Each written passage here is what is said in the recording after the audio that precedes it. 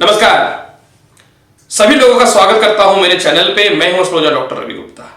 प्रिय दर्शकों, आज मैं आपके पास बहुत ही महत्वपूर्ण जानकारी के साथ प्रस्तुत हुआ हूं और आज हमारी वीडियो की जानकारी है कि आप वाकई में आप स्वयंतः कैसे देख पाएंगे कि आपकी कुंडली में एक अच्छा ज्योतिषाचार्य, एक अच्छा एस्ट्रोलॉजर बनने का योग है कि नहीं, अर्थात क्या आप एक अच्छा ज्योतिष बन सकते हैं। जैसा कि सभी लोगों को पता है, आज के समय में सभी लोगों के मन में यह इच्छाएं हो रही हैं कि मैं भी एक अच्छा ज्योतिष बनूं, और अगर वह प्रोफेशनल तौर पे ज्योतिष नहीं भी बनना चाहते हैं तो लोगों के मन में यह इच्छा होती है कि मैं अपनी जन्म पत्रिका, अपने ग्रहों की स्थिति स्वयं देखूं।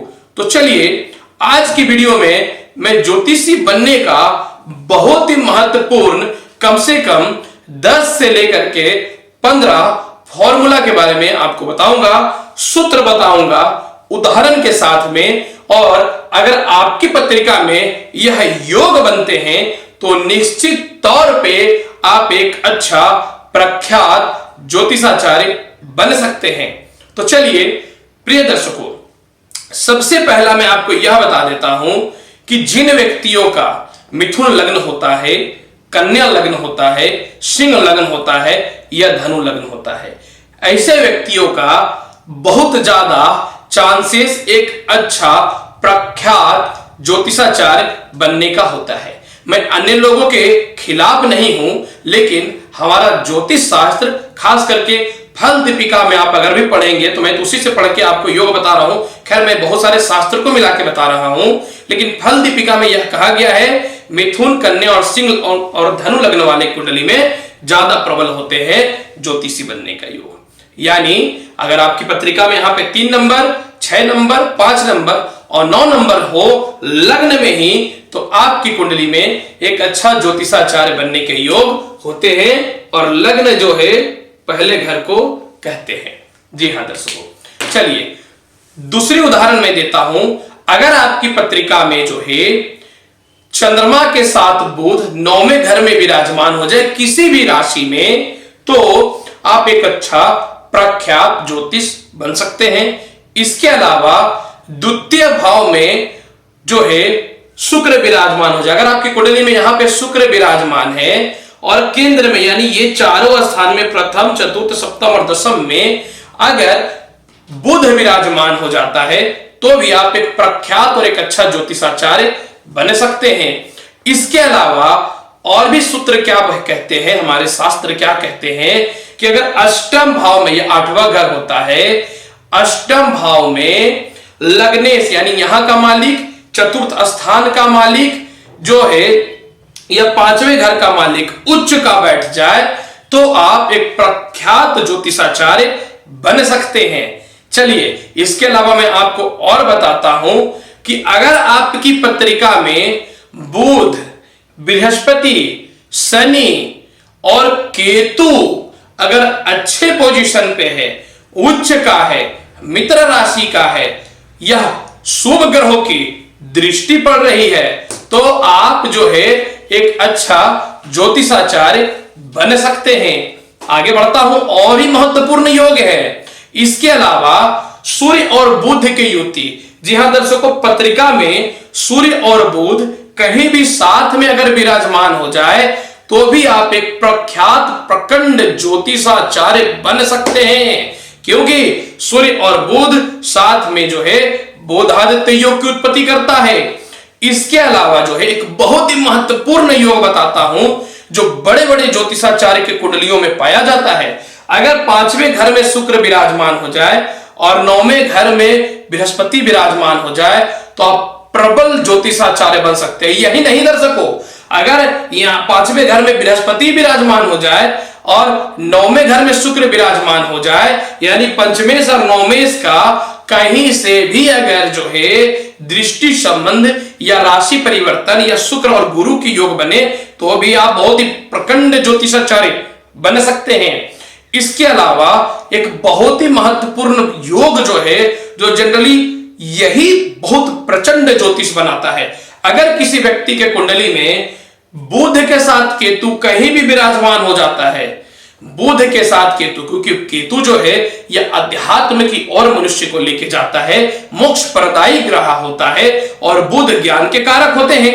अतः बुध और केतु कहीं भी विराजमान हो जाए तो यह प्रचंड विद्वान ज्योतिष तो बनाता ही बनाता है। अगर लग्न में विराजमान हो जाए, 5वें घर में, 9वें घर में विराजमान हो जाए, इसकी तो चर्चा ही नहीं करनी है कुछ। परंतु यही नहीं, अगर लग्न में सिर्फ अकेला केतु भी विराजमान हो जाता है तो भी एक प्रचंड विद्वान ज्योतिषाचार्य आप बन सकते हैं। एक ज्योतिषाचार्य की बहुत फेमस पुस्तक में मैंने यह भी देखा कि उन्होंने अपनी पत्रिका जो है अपने बुक में डाला था। उनकी कुंडली में मैंने देखा कि अगर शनि मीन राशि में, यानी शनि कहीं भी 12वें नंबर पे, 12 नंबर पे शनि अगर हो तो भी आप एक प्रचंड ज्योतिषाचार्य बन सकते हैं। जी हां दर्शकों, चलिए कुछ और बहुत ही महत्वपूर्ण फॉर्मूला मैं आपको बताता हूं जो आपको एक प्रचंड विद्वान और एक बहुत ही उच्च स्तर के ज्योतिषी बनने के योग को प्रदर्शित करता है। जिसमें मैं बताता हूं कि अगर आपकी पत्रिका में 9वें घर में सूर्य देव मिथुन राशि का, कर्क राशि का या फिर जो है मेष राशि का विराजमान होता है तो भी व्यक्ति बहुत बड़ा ज्ञान और धर्म को लेकर चलने वाला ज्योतिषाचार्य के साथ बहुत ही बड़ा विद्वान जो है कथावाचक के साथ में जो है प्रोफेसर और यूनिवर्सिटी का जो है बहुत बड़ा ज्ञान के क्षेत्र का या ज्योतिषी के क्षेत्र के लेक्चरर तक भी होते हैं। यही नहीं, अगर चंद्रमा कहीं भी विराजमान हो जाए उच्च का वृषभ राशि में या कर्क राशि में, कुंडली में चंद्रमा 2 नंबर पे या 4 नंबर पे कहीं भी विराजमान हो जाए तो भी आप विद्वान ज्योतिषाचार्य बन सकते हैं। कुछ और भी महत्वपूर्ण फॉर्मूला है जो मैं बताना चाहता हूं। कहीं भी बृहस्पति और बुध का या तो युति हो जाए या दृष्टि संबंध हो जाए, या तो बुध बृहस्पति को देखे या बृहस्पति बुध को देखे। अब देखिए बुध क्या है, निर्णय है और आपके अंदर जो है ज्ञान है उसको प्रदर्शित करता है, और बृहस्पति तो डायरेक्ट ही ज्ञान है, डायरेक्ट ही अध्यात्म है। तो बृहस्पति बुध पे अपनी दृष्टि अगर डालेंगे तो बुध क्या है कि जिस ग्रहों का दृष्टि पड़ेगा या जिस ग्रहों के साथ बैठेगा उसके अनुसार काम करेगा। तो अगर बृहस्पति का और बुध का कहीं भी युति हो या दृष्टि हो तो बुध व्यक्ति को ज्ञानी बना देता है और वह ज्ञान उसके मुख से निकलता है, क्योंकि बुध जो होते हैं यह वाणी के कारक होते हैं। तो व्यक्ति प्रचंड विद्वान ज्योतिषाचार्य के साथ में जो है कथावाचक का पद को प्राप्त करता है। चलिए और एक दो महत्वपूर्ण फॉर्मूला के बारे में मैं बताता हूं। अगर आपकी पत्रिका में लग्न में बुध के साथ शुक्र विराजमान हो जाए तो भी आप एक बहुत ही प्रचंड विद्वान ज्योतिषाचार्य, प्रकांड विद्वान ज्योतिषाचार्य बन सकते हैं। यही नहीं दर्शकों, गुरु और चंद्रमा की युति कहीं भी साथ में हो जाए तो भी आप प्रकांड प्रचंड विद्वान हो सकते हैं, क्योंकि बृहस्पति और चंद्रमा की युति से बहुत ही शुभ और लाभकारी गज केसरी योग की उत्पत्ति होती है। या फिर चंद्रमा को बृहस्पति कहीं भी बैठा हो दृष्टि डाले तो भी आप एक विद्वान, प्रचंड विद्वान और एक वर्ल्ड फेमस ज्योतिषाचार्य बन सकते हैं। प्रिय दर्शकों, आज मैंने आपको जन्म पत्रिका में कुछ बहुत ही महत्वपूर्ण योग के बारे में बताया।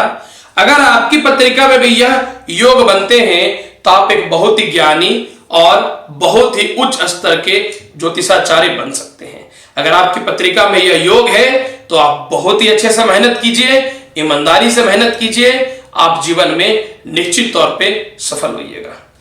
प्रिय दर्शकों, चैनल अच्छा लगता है तो लाइक करिए, शेयर करिए, सब्सक्राइब करिए। मैं हूं एस्ट्रोलॉजर डॉक्टर रवि गुप्ता। मेरे से पर्सनली अगर अपॉइंटमेंट लेना चाहते हैं तो नंबर फ्लैश हो रहा है, आप ले सकते हैं। तब तक के लिए मैं लूंगा आप लोगों से आशीर्वाद।